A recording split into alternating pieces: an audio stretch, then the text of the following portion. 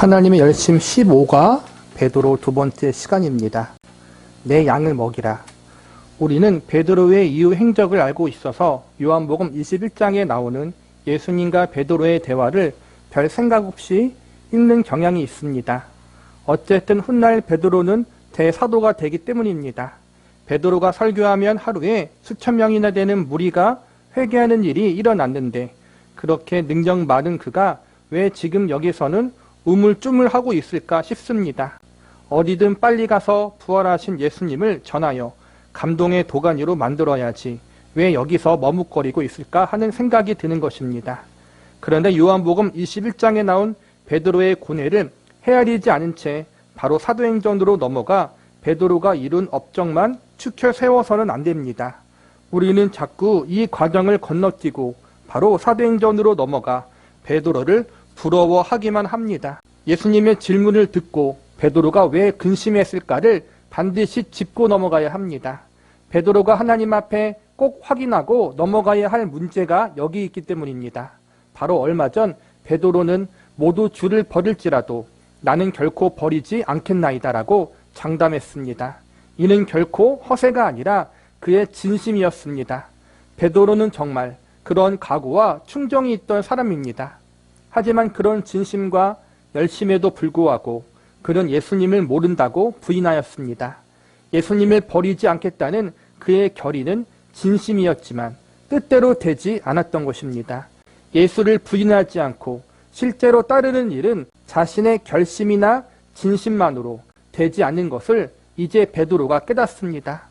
이런 연약한 베드로를 가장 잘 아는 이가 실은 예수님이십니다. 그리고 베드로도 예수님과 대화하면서 이 사실을 깨닫습니다. 베드로는 주를 사랑한다고 계속 고백하는데 예수님이 자꾸 되물으시니 그로서는 당황했을 것입니다. 하지만 거듭되는 질문을 받으면서 자기를 가장 잘 아는 이는 자기 자신이 아니라 예수님인 것을 깨닫게 됩니다. 주님, 모든 것을 아시오매 내가 주님을 사랑하는 줄 주님께서 아시나이다. 이제 베드로는 전에 예수님이 내가 너를 위하여 내 믿음이 떨어지지 않기를 기도하였노니 너는 돌이킨 후에 내 형제를 굳게 하라고 하신 말씀의 뜻도 이해하게 됩니다. 베드로로서는 정말 근심이 되지 않을 수 없었을 것입니다. 베드로는 자기가 가진 의욕과 결심만으로는 예수님을 따를 수 없다는 것을 예수님을 부인하고서야 깨닫게 됩니다. 이 깨달음은 우리에게도 매우 중요합니다. 왜냐하면 우리는 늘 자신의 열심과 정성으로 무엇을 이루려고 하기 때문입니다. 이번 장에서 베드로를 통해 한 걸음 더 들어가고 싶은 대목이 바로 여기입니다. 이제 우리는 베드로처럼 내가 나를 아는 것보다 주께서 나를 더 잘하신다고 깨닫는 자리에 이르게 되었습니다. 베드로는 예수님을 3번 부인한 후에야 내가 고백하고 확신한 것이 진짜 내 실력은 아니더라라는 것을 깨닫습니다. 아무리 확고하고 진실한 신앙 고백을 하더라도 이 고백이 우리가 실제로 살아내야 할 현실을 대신해 주지 않습니다. 실제로 살아내지 않는 한 고백은 공허합니다. 이런 베드로에게 예수님은 내 양을 먹이라라고 말씀하십니다. 베드로의 연약함을 알면서도 그에게 양을 맡기신 예수님을 만난 베드로는 이제 자기가 할 일은 최선을 다하는 것밖에는 없다고 생각하기에 이릅니다. 실패를 경험하기 전, 예수님을 3번 부인하기 전에 베드로는 어땠어요? 자신만만했어요. 내가 죽어도 예수님을 떠나지 않습니다. 모든 제자보다 내가 제일 예수님을 사랑합니다. 모든 제자가 혹 예수님을 떠나도 나는 절대 떠나지 않습니다. 예수님이 죽으면 나도 죽습니다라는 그러한 단호한 결심, 진심을 갖고 있었다라는 거예요. 그러한 열정 갖고 있었다라는 거예요. 그런데 그 진심과 열정이 언제 깨져요?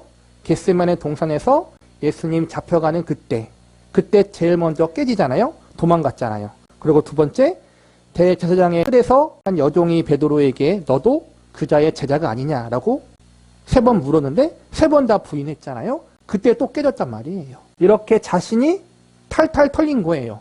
어떤 게 탈탈 털린 거예요? 내 믿음이 없음을. 베드로의 마음은 진심이었어요. 예수님을 향한 마음이 진심이었다는 거예요. 그 열정도 진짜였어요.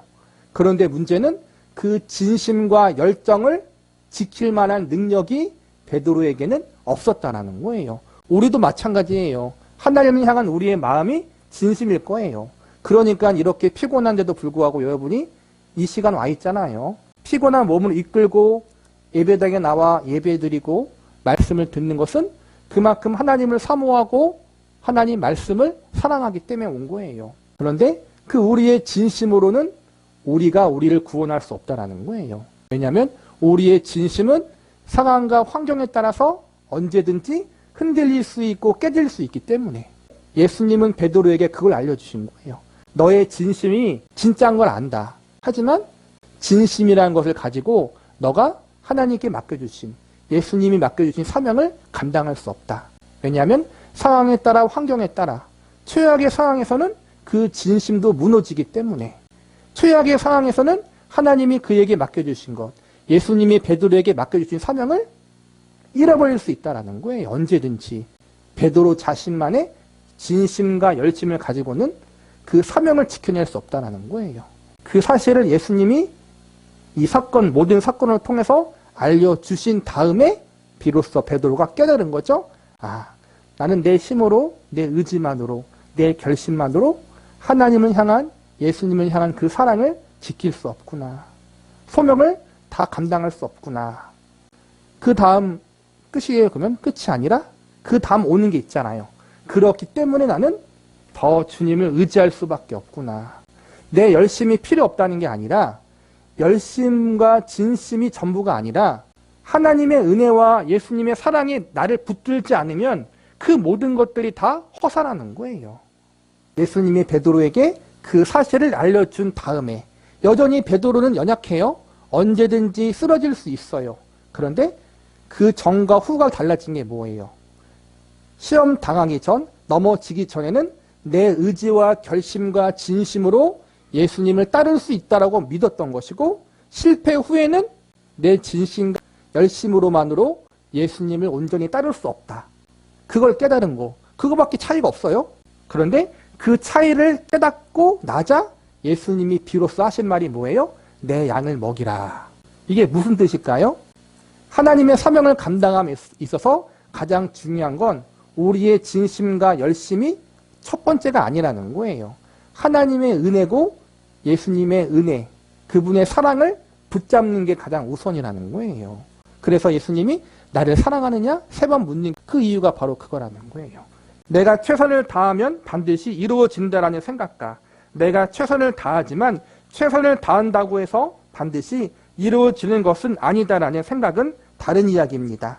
내가 최선을 다하면 반드시 이루어진다라는 생각은 아직 예수를 3번 부인하기 이전에 베드로, 즉 예수님을 위해서는 목숨까지 버릴 수 있다고 자신만만하게 장담했던 베드로의 생각입니다. 그러나 내가 최선을 다한다고 해서 반드시 이루어지는 것은 아니지만 그래도 최선을 다하는 수밖에 없다라는 생각은 예수님을 부인하고 나서 자신의 잘못과 한계를 깨달은 베드로의 생각입니다. 그렇다면 베드로가 할 수 있는 일은 무엇일까요?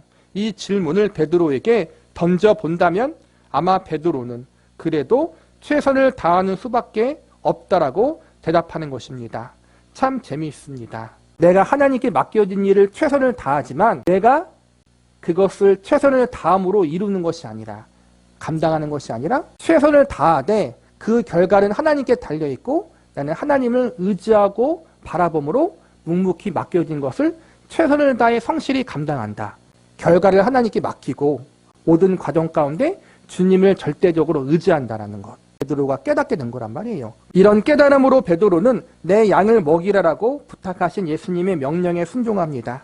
만일 베드로가 순종하지 않고 어차피 최선을 다해도 되지 않을 거라면 열심히 할 필요가 뭐가 있나 하며 좌절했다면 그는 하나님이 자신에게 맡기신 사명을 감당하지 못했을 것입니다. 그러나 요한복음 21장에 나온 예수님과의 만남이 베드로를 변화시킵니다. 베드로의 모든 것, 곧 그의 연약함마저 알고 계셨던 예수님이 자신을 쓰시려 하는 마음을 알게 된 그는 순종하지 않을 수 없었을 것입니다. 우리는 베드로가 고백한 이 자리에 이르러야 합니다. 주님, 주님은 모든 것을 아십니다. 제가 주님을 사랑하는 줄 주님은 아십니다. 제가 주님을 사랑하는 것은 진심입니다. 그러나 제게 진심이 있다고 해도 저는 선한 결과를 만들어낼 수 없다는 것을 이제 압니다. 베드로는 피워놓은 불 앞에서 여기저기 닭이 오는 새벽 미병에 자기 동료들이 보는 가운데 이 고백에 이르고 있습니다. 예수님의 질문에 담긴 의미를 드디어 깨달은 베드로는 내가 주님을 사랑합니다라고 거듭 고백하면서 이제 변화되고 힘을 얻습니다. 여전히 베드로는 부족해요. 연약한 인간이에요. 한번 넘어져 본 이력이 있는 사람이에요. 이미 흠이 있다는 거예요. 그런데도 예수님이 베드로에게 예수님의 양을 먹이라고 그 사명을 맡기셨어요. 예수님은 우리가 완벽하기 때문에 어떠한 일을 맡기시는 게 아니라는 거예요. 부족함이 없고 철저하게 주님만 바라보는 그러한 온전한 인간이기 때문에 쓰시는 것이 아니라 여전히 실패할 수 있고 쓰러질 수 있는 그러한 연약한 죄인이지만 그럼에도 불구하고 하나님을 사랑하고 예수님의 은혜를 의지하며 나아가려고 하는 그러한 우리의 믿음과 또 우리의 신앙 고백을 보시고 그러한 마음을 보시고 우리를 쓰시는 거란 말이에요. 하나님이 우리를 쓰시는 것은 비효율적이에요. 효율적이지 않아요. 말을 지지리도 안 듣잖아요. 뭐 하라고 그러면은 토달고 또 하나님의 뜻대로 안 하고 내 생각대로 하고 늘 일을 그르치고 하나님은 우리에게 하나님의 일을 맡기는 것은 하나님의 영광에 아버지의 영광에 함께 동참하는 사람이 되라고 아버지의 기업을 물려받기에 합당한 성숙한 존재가 되라고 우리에게 일을 맡기시는 거예요. 천사에게 맡기면 편해요. 알아서 다 하니까. 그런데 우리에게 시키면 늘 돌아가요. 요나가 그랬던 것처럼 늘 불만이 많고 시험에 들고 하루면 될 걸 우리 때문에 한 달이 걸려요. 하나님이. 그런데도 일을 시켜요. 왜 그럴까요? 그걸 통해서 하나님 아버지의 마음을 알아가게 하는 성숙한 아들로 자녀로 만들기 위해서. 그러니까 우리가 부족해도 연약해도 괜찮다라는 거예요. 하나님은 일의 효율성을 보지 않으셔요. 내 자녀가 그 일을 충성되게 성실하게 하나님 아버지를 바라보면서 감당하는 그 모습과 가정을 보고 싶으신 것이지 일의 결과는 그 다음이라는 거예요. 우리는 이러한 하나님의 마음을 예수님의 마음을 알아야 해요. 그래서 교회라는 것은 신앙의 공동체라는 것은 너무 효율적인 것을 강조하면 안 돼요. 사람을 세워나가는 게 중요한 거란 말이에요. 쫓겨났을지라도 다시 바라보겠나이다. 베드로의 고백과 유사한 고백을 구약에서도 만나볼 수 있습니다. 요나서 2장 1절입니다. 요나가 물고기 뱃속에서 그의 하나님 여호와께 기도하여 이르되 내가 받는 고난으로 말미암아 여호와께 불러 아뢰더니 주께서 내게 대답하셨고 내가 스올의 뱃속에서부터 부르짖었더니 주께서 내 음성을 들으셨나이다. 주께서 나를 깊음 속 바닷 가운데에서 던지셨으므로 큰 물이 나를 둘렀고 주의 파도와 큰 물결이 다 내 위에 넘쳤나이다. 내가 말하기를 내가 주의 목전에서 쫓겨났을지라도 다시 주의 성전을 바라보겠나이다 하였나이다.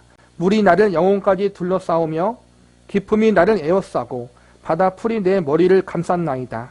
내가 산의 뿌리까지 내려갔사오며 땅의 그 빗장으로 나를 오래도록 막았사오나 나의 하나님 여호와여 주께서 내 생명이 구덩이에서 건지셨나이다. 내 영혼이 내 속에서 피곤할 때 내가 여호와를 생각하였더니 내 기도가 주께 이르렀사오며 주의 성전에 미쳤나이다. 거짓되고 헛된 것을 숭상하는 모든 자는 자기에게 베푸신 은혜를 버렸사오나 나는 감사하는 목소리로 주께 제사를 드리며 나의 소원을 주께 갚겠나이다. 구원은 여호와께 속하였나이다 하니라. 요나의 기도입니다. 요나는 하나님에게서 니느웨로 가 회개를 촉구하라는 임무를 부여받습니다. 그러나 요나는 니느웨로 가기를 싫어합니다.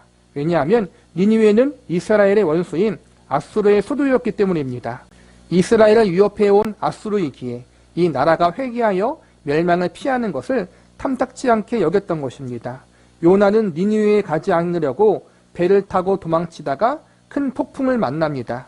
배에 탄 사람들은 두려운 나머지 이 재앙을 야기한 사람을 알아맞히려고 제비 뽑기를 하는데 요나가 걸리게 됩니다. 사람들이 요나를 들어 성남 바다에 던지자 어디선가 큰 물고기가 와서 요나를 삼킵니다. 이 말씀은 요나가 물고기 뱃속에서 한 기도입니다. 한 구절이 우리의 눈길을 끕니다. 내가 말하기를 내가 주의 목전에서 쫓겨났을지라도 다시 주의 성전을 바라보겠나이다 하였나이다. 이 고백은 무슨 뜻일까요? 이를테면 어느 밤중에 하나님이 나타나셔서 이렇게 말씀하셨다고 해봅시다. 아무개야, 내가 내게 할 말이 있다. 사실 나는 너를 구원하지 않을 생각이다. 너는 죽으면 이제 지옥으로 가게 될 텐데 너는 아무것도 모른 채 정말 열심히 신앙생활을 하고 있구나.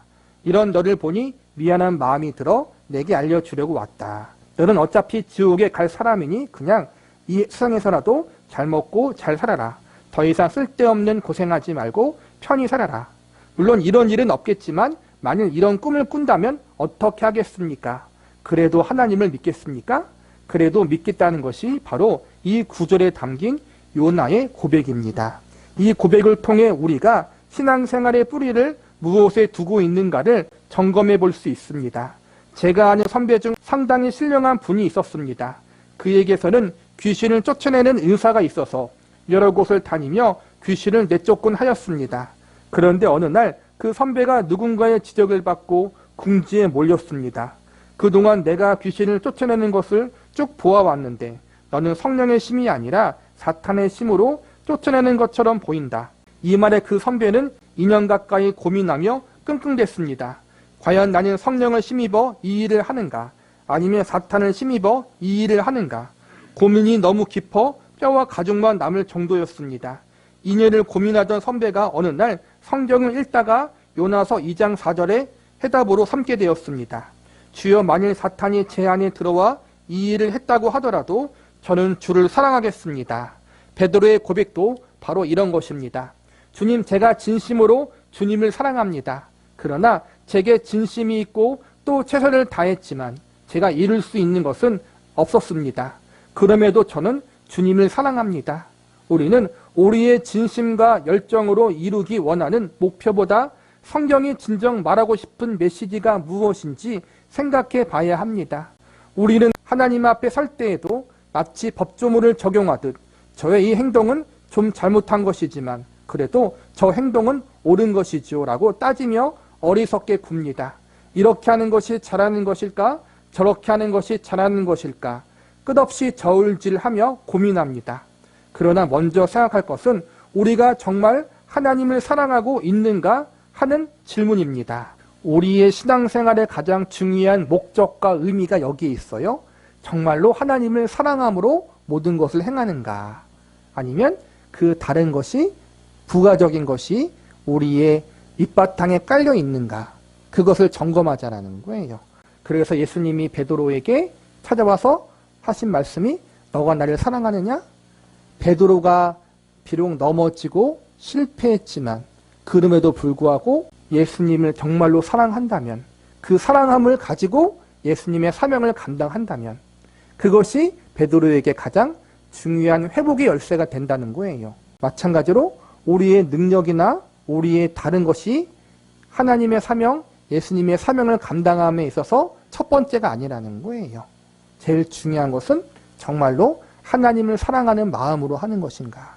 우리 신앙생활이 단순히 복받기 위해서, 문제를 해결받기 위해서, 내가 어떠한 업적을 이루기 위해서, 많은 사람들이 부러워하는 그러한 것을 얻기 위해서 하는 것이 아니라 하나님이 나를 사랑하셨기 때문에 나도 하나님을 전심으로 사랑하는 것. 하나님이 그분의 전부를 내어주시고 예수님이 그분의 생명을 내어주시기까지 우리를 사랑하셨던 것처럼 나도 내 전부를 내어드리면서 하나님과 예수님을 사랑함으로 살아가는 것. 그것이 우리 인생의 의미이고 신앙생활의 이유이고 내가 하나님의 일을 감당하는 가장 중요한 중심이 되어야 한다는 거예요. 그러므로 나는 정말 하나님을 사랑함으로 신앙생활을 하고 있는가? 이것을 우리가 제일 먼저 점검하고 봐야 할 부분이라는 거예요. 우리가 하나님을 사랑하는가 하는 것은 자랑거리의 문제가 아닙니다. 우리의 본분입니다. 한 율법사가 예수님에게 무엇이 제일 큰 계명인지 물었을 때 예수님은 이렇게 답하셨습니다. 내 마음을 다하고 목숨을 다하고 뜻을 다하여 주 너의 하나님을 사랑하라 하셨으니 이것이 크고 첫째 되는 계명이요 둘째도 그와 같으니 내 이웃을 내 자신같이 사랑하라 하셨으니 이 두 계명은 온 율법과 선지자의 강령이니라.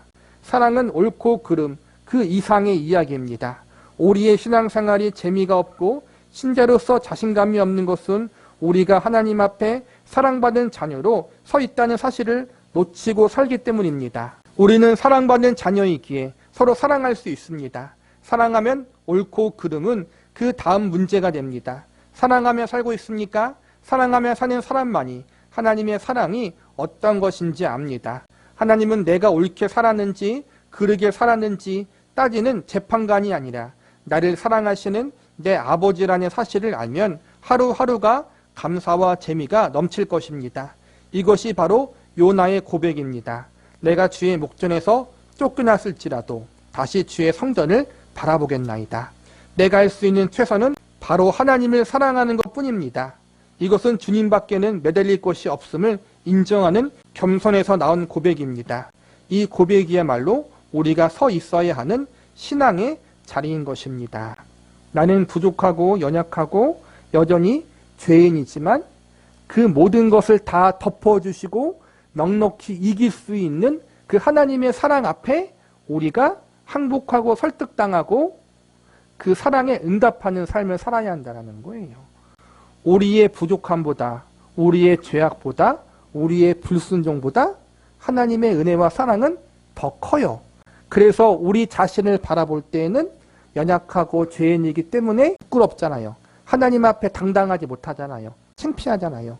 내 모습이 예수님이 그분의 생명을 내어 놓으시면서까지 나를 구원하시라고 했는데 나는 아직 이 모양 이 꼴이다라고 그렇게 시험에 들 수 있고 낙심할 수 있지만 중요한 건 이 모든 것보다 하나님의 사랑이 더 크기 때문에 우리가 낙심하지 않고 그 하나님의 사랑과 은혜를 찬양하고 노래하고 감사하며 살아가는 거예요. 이 예배의 자리가 그런 자리예요. 나는 죄인이고 나는 부족하지만 이 예배당에 나오기 전까지도 나는 운전하면서 욕을 하고 살았지만 내가 싫어하는 어떤 놈 때문에 내가 미워하는 마음을 품었지만 마음으로 입으로 행동으로 마음으로 죄를 지었지만 하나님 앞에 부끄럽지만 그래도 이 모든 것을 다 덮어주시고 품어주시는 하나님의 사랑이 너무 크기 때문에 이 자리에 나와서 그 하나님의 사랑과 은혜를 찬양하고 노래하고 그 사랑과 은혜의 주인 되신 하나님과 예수님을 경배하는 자리에 우리가 온 거란 말이에요. 그래서 우리가 신앙생활을 할 때 혹은 하나님께 맡겨진 어떠한 소명을 감당할 때 이 사실을 잊지 말라는 거예요. 내가 부족한 것보다 하나님의 사랑이 더 크다. 거기에 용기를 가지고 우리가 살아가야 한다는 거예요. 내 양을 치라. 이제 사도행전에 나타난 베드로의 모습을 살펴봅시다. 여기서 만나는 베드로는 요한복음 21장에서 본 것과 달리 굉장히 담대한 모습입니다. 베드로가 담대해진 것은 오순절 성령 강림 사건 때문일까요? 우리는 대개 베드로가 성령 강림 사건 이후에 변화되었다고 생각하지만 그렇지 않습니다. 사실 오순절 성령 강림 사건만큼 오해되는 사건도 드물 것입니다. 물론 초대교회의 부흥과 역사는 성령의 사역입니다. 그러나 그것만이 성령의 사역은 아닙니다. 성령이 오신 가장 큰 목적은 예수가 이루신 사역을 증거하기 위해서입니다. 베드로가 담대해진 것은 오순절 성령 강림 사건 때문이 아니라 부활하신 예수님을 만났기 때문입니다. 우리는 요한복음 21장을 통해 부활하신 예수님을 만난 베드로가 예수님이 던지신 3번의 질문에 대답하는 장면을 살펴보았습니다. 이 자리에서 예수님은 당신의 양을 베드로에게 맡기셨고 베드로는 주님의 명령을 받아들였습니다. 베드로는 예수님과의 이 만남으로 변화된 것입니다.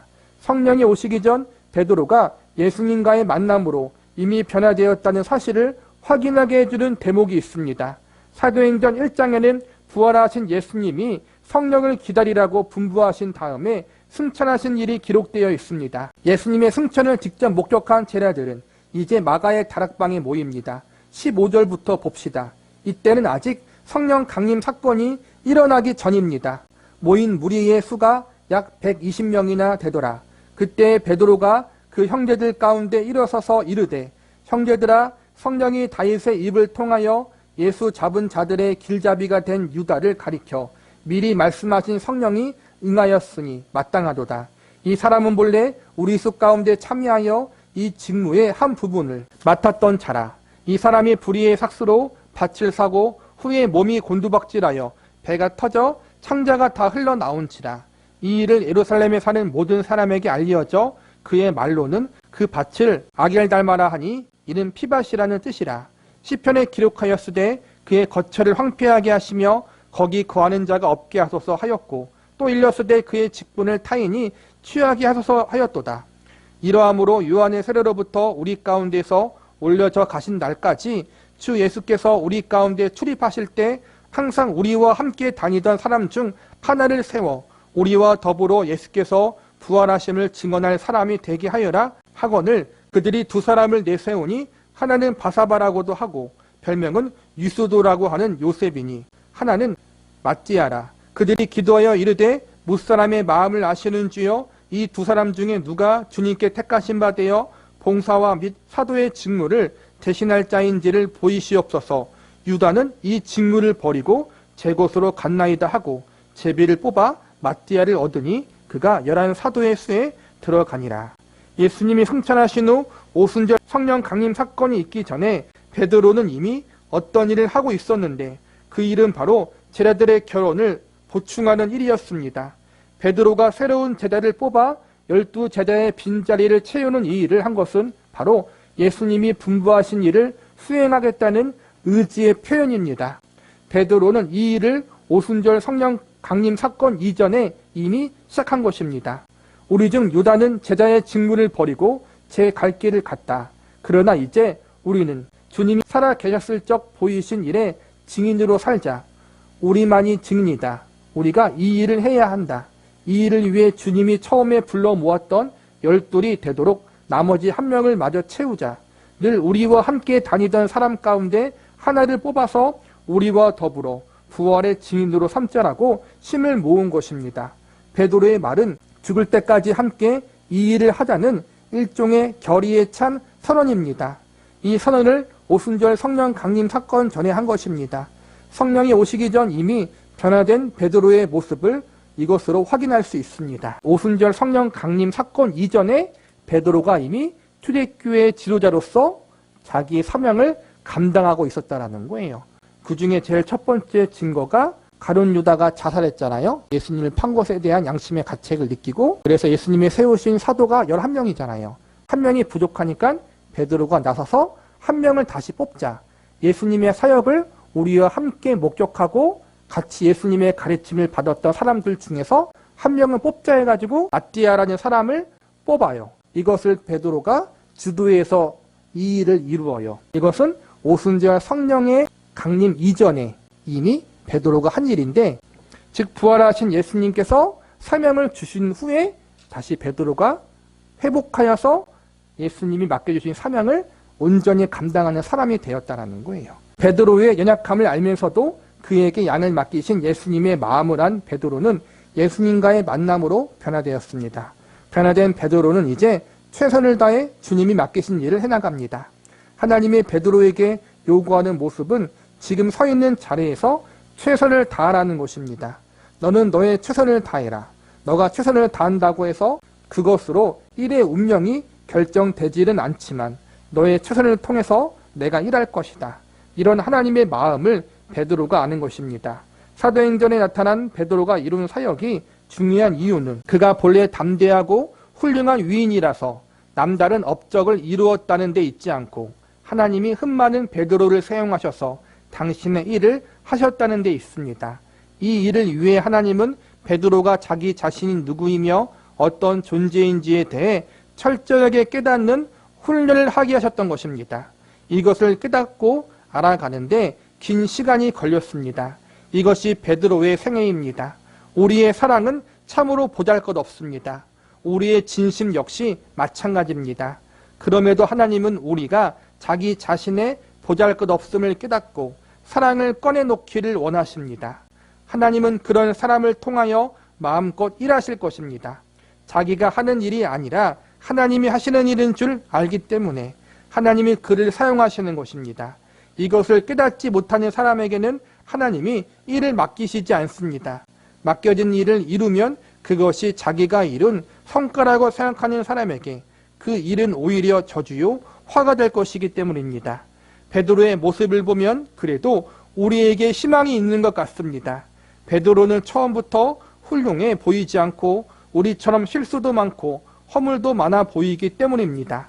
그랬던 베드로가 나중에는 훌륭한 사도가 됩니다. 베드로가 다다른 자리를 보며 우리도 그 자리에까지 이르러야 합니다. 그저 베드로를 마냥 부러워하고 사모하지 마십시오. 베드로를 철저히 훈련하셔서 마침내 위대한 일에 사용하시는 하나님을 바라보며 그 앞에 담대하게 나아오십시오. 하나님은 우리를 철저하게 훈련하십니다. 말 안 듣고 어디 한번 마음대로 살아보십시오. 고집 대 고집의 싸움에서는 고집이 더 센 쪽이 이깁니다. 하나님이 고집이 얼마나 센지 하나님의 별명은 영원하신 하나님입니다. 아무리 우리가 고집을 부려봤자 겨우 80년이지만 하나님은 태초부터 종말까지 고집을 부르실 수 있는 분입니다. 이 하나님의 고집을 안다면 우리의 진심과 연약함을 알면서도 우리에게 당신의 양을 맡기시는 하나님의 마음을 안다면 이제 주저하지 말고 하나님 앞에 담대히 나아갑시다. 주님, 모든 것을 아시오매 내가 주님을 사랑하는 줄 주님께서 아시나이다. 이 고백을 기억하며 각자 맡겨진 자리에서 최선을 다해 주님을 사랑하는 성도가 되기 바랍니다. 우리가 하나님의 열심을 쭉 배우면서 배운 가장 중요한 결론은 신앙의 선배들이, 신앙의 위인들이 처음부터 잘난 사람이 아니었다. 다 못난 사람이었고 부족한 사람이었고 다 한번 실수하고 넘어져 본 적이 있는 사람들이었다. 그러나 하나님이 그들을 포기하지 않고 끝까지 사랑으로 강권하시고 붙잡아 주셨기 때문에 그들이 하나님 앞에 믿음의 위인으로, 믿음의 선진으로 훌륭하게 살아갈 수 있었다. 그 하나님이 오늘도, 오늘날에도 우리의 하나님이시고 우리의 삶 가운데 찾아와서 그렇게 열심히 하나님의 사람으로 우리를 만드시려는 일을 계속해서 행하고 있다는 사실을 기억하라는 거예요. 베드로의 이름의 뜻이 반석이잖아요. 자기 자신에게 기초를 두었던 신앙에서 예수님께 기초를 두는 것, 이게 반석이라는 거예요. 우리는 지금까지 대부분 베드로처럼 우리의 진심과 열정의 근거로 해서 신앙의 깊이를 따졌는데 그게 아니라는 거예요. 얼마만큼 예수님을 의지하고 예수님을 의존하느냐, 이게 신앙의 성숙이에요. 우리가 그 자리에까지 가도록 하나님이 지금 우리를 이끌어 가고 계셔요. 잘 이끌림 받고 잘 훈련 받아서 저와 여러분 모두 그 예수님이라는 기초, 그 반석 위에 든든하게 신앙을 잘 세울 수 있는 그러한 저와 여러분이 되기를 바라겠습니다.